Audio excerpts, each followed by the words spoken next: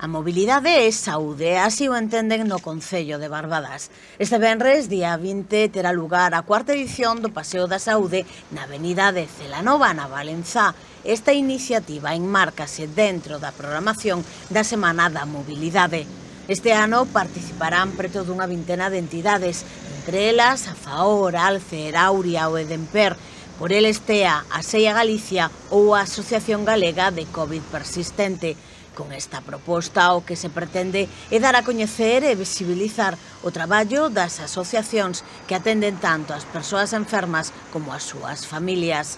Os veciños e veciñas poderán coñecer de primeira man o traballo das entidades que axudan a enfermos de diferentes patoloxías. Con motivo do Paseo da Saúde, desde primeira hora da mañá, a Agrupación de Voluntarios de Protección Civil de Barbadas instalará unha carpa na avenida de Celanova para que nenos e nenas coñezan o seu traballo e os materiais e vehículos que empregan nas diferentes intervencións nas que prestan axuda. Estes días están visitando os colexios para fomentar a mobilidade saudable co uso da bicicleta ou o patinete.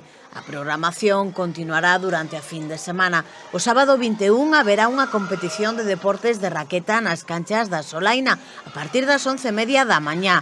E con motivo do Día Mundial Sen Coches, o domingo 22, o transporte urbano será gratuito.